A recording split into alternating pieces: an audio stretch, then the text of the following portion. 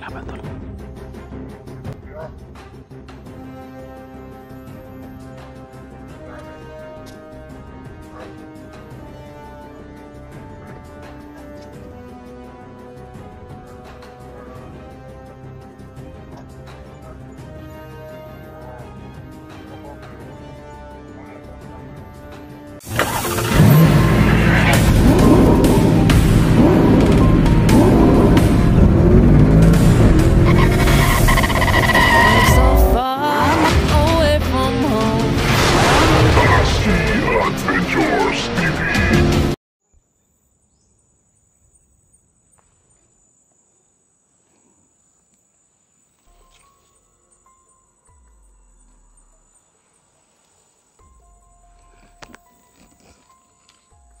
So yun tol, isang pagpalang araw po sa ating lahat, no? Nandito na po tayo tol, nakapasok na po tayo dito sa bundok, no? Hindi natin sabihin kung saan banda, basta napasok na natin, no, sa area kung saan i-explore natin ngayon si Commander Aguila tol.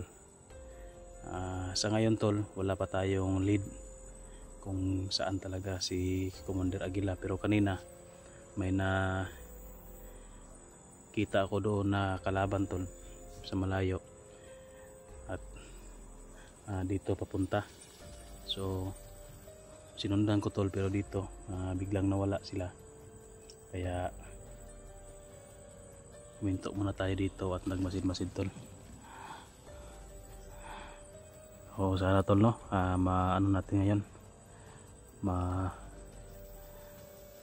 hanap natin si Aguila para makauwi agad tayo tol, kasi yung inaalala ko dito tol, yung alaga ko tol na mga baboy, sana lang maalagaan yun ni Boy ng mabuti, hindi niya makalimutan ba, baka mapasmo ba yung baboy.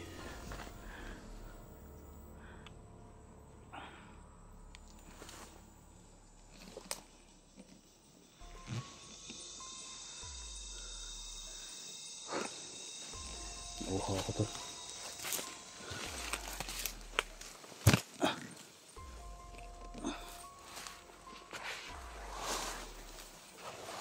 Dito nga tayo kasi medyo masukal.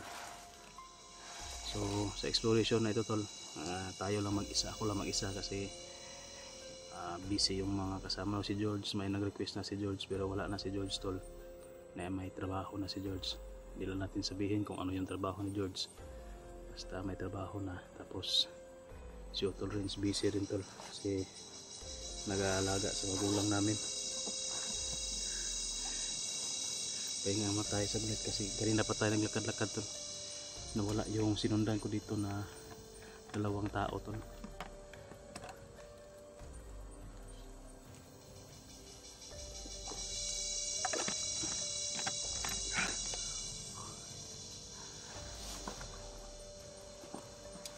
Maraming salamat po pala, no, sa lahat ng sumusuporta sa atin. Shoutout tayo kay Ma'am Bibs Juarez, yan, kay Ma'am Rosny, sa mga admin natin. Shoutout kay Ma'am Daphne, kay Ma'am Lea Kumoto, Ma'am Giseline Reyes, Ma'am Amy Vicente, Salubi Salazar, yan, Tess Benitez, yan, shoutout na rin tol kay Ate Delin Choi, kay Ma'am Lilia Galan, kay Ma'am Ninita Nagilnate, Nora Ortega, Mama Sally, shout out.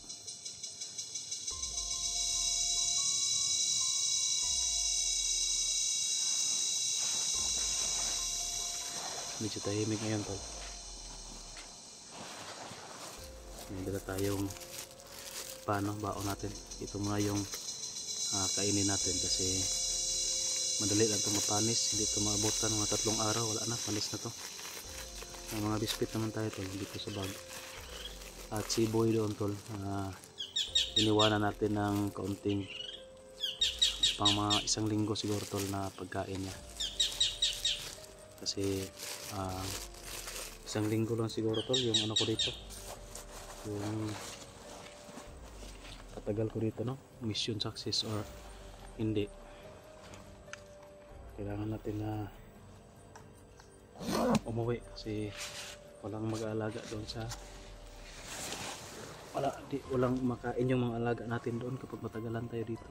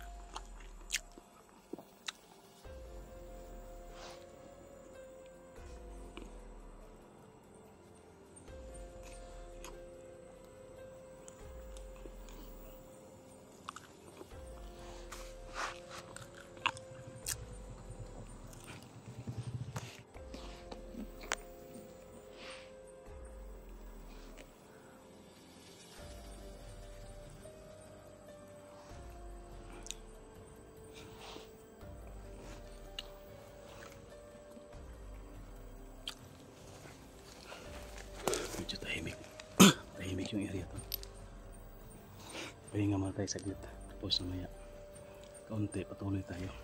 Ang importante dito na hindi tayo na-ambush at nakapasok tayo ng ligtas sa lugar dito sa area nila, dito sa critical area. Kasi kung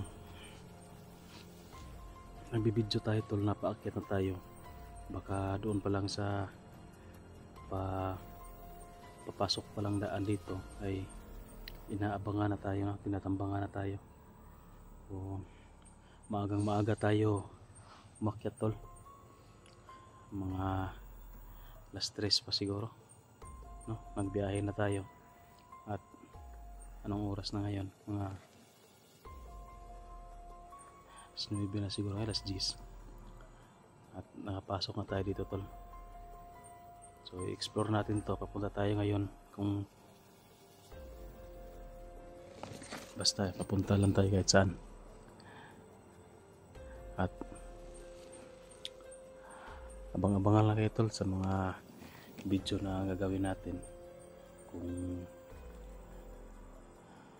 kailangan na malit upload lang natin, no, yung mga video para hindi tayo masundan, masubaybayan ng kalaban kung saan na tayo banda. O ma-upload natin to siguro mayang hapon pa, para naman hindi tayo masundan. Kasi baka alam nila yung area at susundan nila yung natin mga apak. Sabagay, nag-iingat naman tayo tol. So sana ma-mission success tayo tol bago tayo makauwi. Kasi gusto ko talaga tol na matahimik na yung kubo doon para wala nang manggugulo at mabuwas-buwasan naman yung mga masama dito sa mundo. At pagkasakali no na may mga bandido tayo dito or mga tao na makilala na pwede nating matulungan, so tulungan natin tol. At kung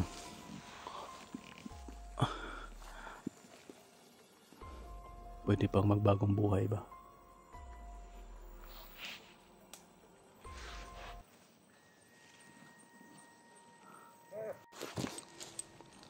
kalaban tol.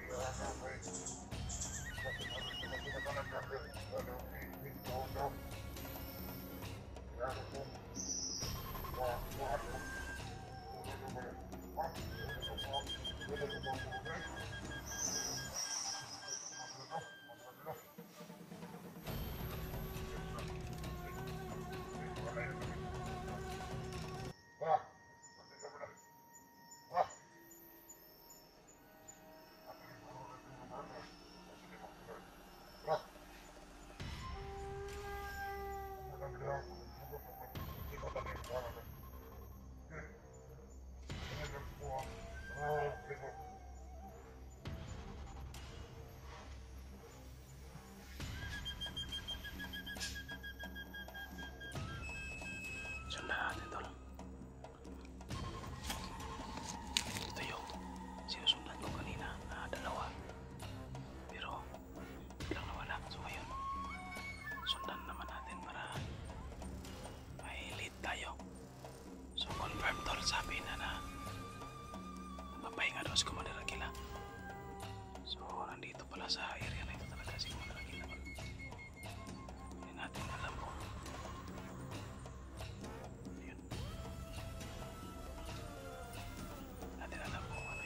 sa atin dito na kapalaran tol, pero iskapin natin na madali natin si Aquila para wala nang magugulo sa atin doon sa kubo.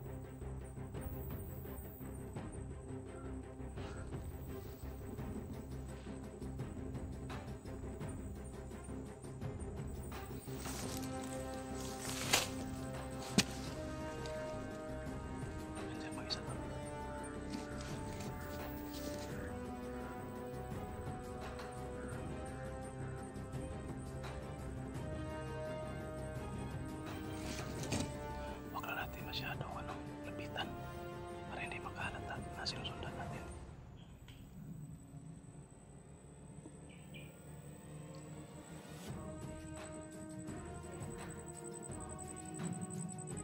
Chantal, pag-share po ng video natin para makita po ng iba yung sitwasyon natin dito ngayon. Baka sakali na pwede sila makatulong or